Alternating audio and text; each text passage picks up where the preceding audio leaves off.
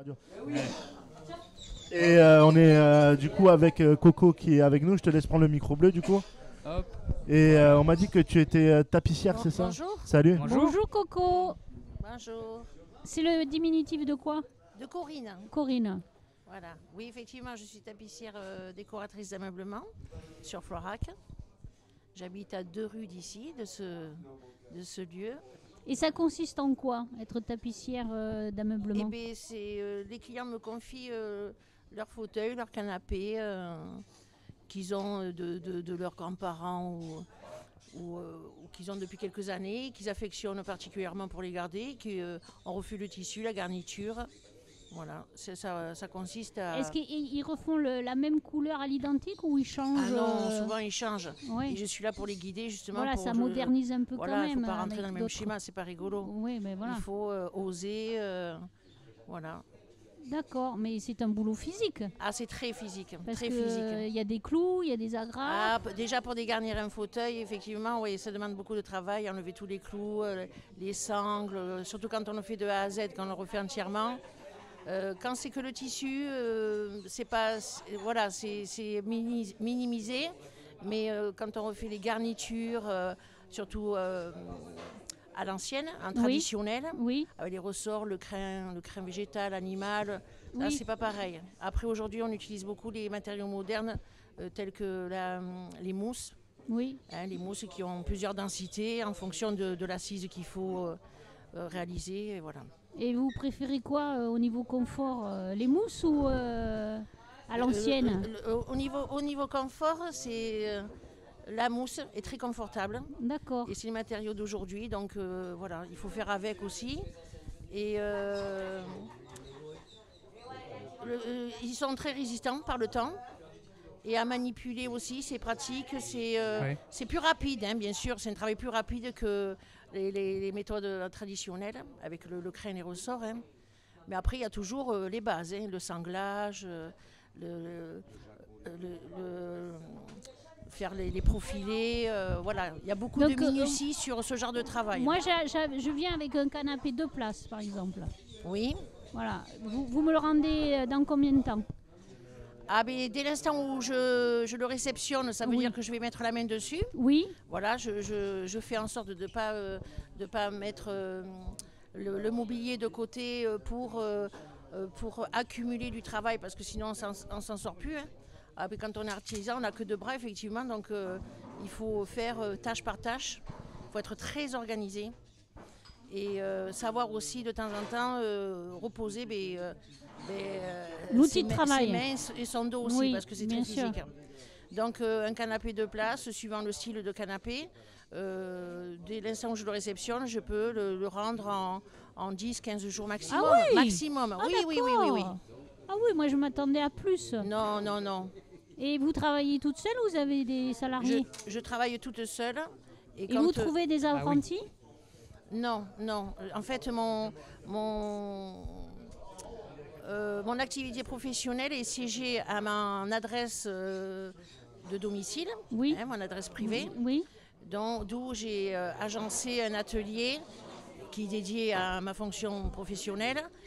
Et ou des fois aussi, ça peut empiéter aussi sur ma vie privée, parce que travailler dans son lieu d'habitation... Oui, on y va le voir le dimanche, on va voir le samedi, le soir. Avant d'aller se coucher, on se dit « Ah tiens, on va aller faire un tour » et puis on y reste 1 heure, 2 heures. Ah oui, c'est un peu avantage inconvénient d'avoir sa profession à son domicile. Voilà, c'est ça. Ça a des très beaux avantages. C'est très confortable au niveau de quand on veut modifier son planning pour X rendez-vous, X choses. Oui. Après, quand c'est pignon sur rue, c'est pas pareil. On se doit d'être tout le temps là, présent. Les gens sont plus exigeants parce qu'ils se permettent de passer ou repasser, dire où c'est que c'en est mon fauteuil. Oui. Bon, après voilà, il faut respecter les délais aussi. Et mais c'est vrai que peut-être l'inconvénient, c'est qu'effectivement, ça empiète sur votre vie perso. Ah oui, ça empiète énormément. C'est le gros inconvénient. Il y a beaucoup d'avantages. Voilà, c'est confortable au niveau des horaires. On planifie Son temps de travail, comme je dis, il y a des matins, souvent je cible les matinées pour aller chercher les fournitures, aller me déplacer, parce que je me déplace beaucoup pour aller voir mes clients aussi. Hein, ça aussi, parce que à titre de conseil professionnel, c'est dans le domaine de la décoration. Mais oui, quel tissu irait bien avec leur décor intérieur et tout ça, quoi. Alors, je m'aligne sur la demande et les goûts, les désirs de la clientèle. Mais après, je suis là aussi pour les conseiller, pour les conseiller, ça choque pas trop, quoi. Voilà. Pour que ce soit au plus harmonieux. Oui, et est-ce que, alors moi j'ai la question, est-ce qu'il y a des, comment dire, il y a des jeunes qui vont reprendre derrière vous? Est-ce qu'il y a des apprentis? Est-ce que c'est un métier qui donne envie? Très, très, très. Il y a beaucoup plus de tapissiers, de tapissières. Bon, à savoir aujourd'hui que ça, c'est bien, ça. Avant, c'était des métiers de père en fils et très masculins. Aujourd'hui, quasiment 80%, ce sont des femmes. Bien. Voilà, ce sont des tapissières. Qui aussi peuvent travailler en groupe quand on est avec des architectes, de décoration, de décorateurs d'intérieur. On peut être... c'est des métiers aussi qui sont... ils ont plusieurs bretelles. On travaille avec beaucoup de secteurs. Oui, de secteurs aussi, bien sûr. Oui, c'est très large quand même. L'ameublement, le particulier, l'entreprise, les entreprises du bâtiment, tout ça, quoi. Après, vous demandiez pour la jeunesse, effectivement. Moi, c'est un peu frustrant. Là aussi, c'est un inconvénient d'être siégé à mon lieu de domicile parce que je ne peux pas accueillir les stagiaires ou avoir des apprentis. Ah oui, d'accord. Voilà, parce que c'est pas dans les normes déjà. C'est pas confortable du tout.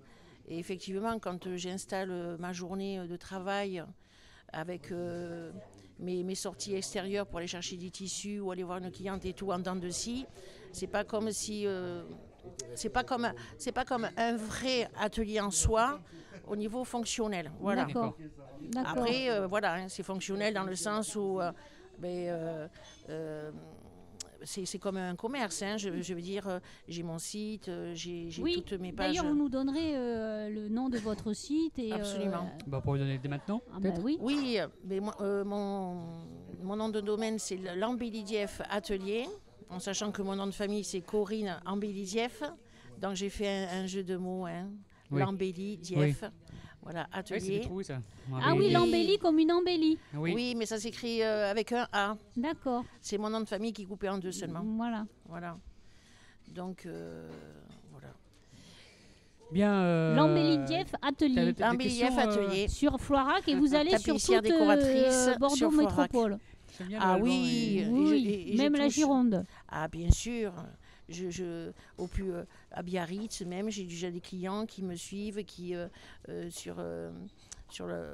dans la France, oui, bien parce sûr. Que vous avez votre signature, chacun a sa façon pour refaire. Et après, c'est toujours pareil. Tout le monde, la meilleure publicité de son travail, c'est la qualité de son travail. La qualité de son travail. Après, j'ai mes supports comme le site, comme mes pages Instagram, où il y a de la belle photographie, parce que bon, c'est des supports esthétiques, il faut montrer le mobilier. Et c'est ce qui représente un peu sur les réseaux sociaux votre travail, quoi. Tout à fait. Et c'est le même nom, l'Ambelidieff. L'Ambelidieff Atelier, tout à fait. Sur Instagram. Instagram aussi. Alors je vous encourage tous à non, aller, pardon, sur Instagram c'est Corinne Ambelidieff. Corinne Ambelidieff. Voilà, on va s'abonner à Corinne Ambelidieff. Ambelidieff, A-M-B-E. Et elle va venir à Wanted Radio, là, à Saint-Pierre, refaire les canapés. C'est ça. Mais oui, avec grand plaisir. Oui, on a des canapés. On a des canapés. Avec grand fin plaisir. De vie. Merci Corinne. Mais je vous en prie, merci à vous. Merci. Et comment vous avez découvert cet endroit alors? Oui, c'est ce que j'allais poser en question. Moi, du coup, je reviens. Non, t'inquiète. Moi, je reviens un petit peu parce que j'étais en train de discuter avec l'ami. Comment vous avez découvert cet endroit? Comment t'as découvert cet endroit Alors, bon, déjà, les propriétaires des lieux, je les connaissais avant. Enfin, il y a 15 ans que j'habite à Bordeaux, à Floirac, pardon. Et avant cela, je les connaissais par mon mari, par intermédiaire, on va dire. Et depuis 15 ans, voilà, c'est devenu une histoire d'amour, voilà, familiale. Je ne suis pas qu'une cliente, je suis un petit membre de la famille rapporté. D'accord. C'est vrai qu'on se sent en famille ici. Ah, mais ici, c'est très familial, la cuisine, c'est traditionnel. J'ai vu ranger les verres. Ah oui, mais oui, tout le monde s'écoute, tout le monde s'entraide. C'est formidable, moi, je trouve. Mais oui, tout le monde rigole ensemble. Voilà, je te l'ai dit. Ben non, mais tu as tout. Et alors, quand moi j'ai le petit qui vient de 2 ans et demi, alors ça devient la star du bar. Ben, mais oui, surtout les enfants. S'il y a des enfants ici, c'est les mascottes. C'est ça. On les aime, les enfants, oui. Oui, c'est un lieu de partage. Oui, comme il n'en existe plus, et quasiment pas. Oui, mais c'est pour ça qu'on reste ici, en fait. C'est qu'on vient là. Toutes mes connaissances, quand je leur présente le lieu, ils me disent c'est juste exceptionnel. Et je suppose qu'il y a beaucoup d'entraide, non? Vous pouvez venir et dire j'ai un coup dur, j'ai un machin, paf, il y a 10 bras qui se lèvent, on y va. Mais oui, même si on voit une personne rentrer et on voit déjà son visage, on dit ça va, t'as un petit souci, si t'as besoin je suis là.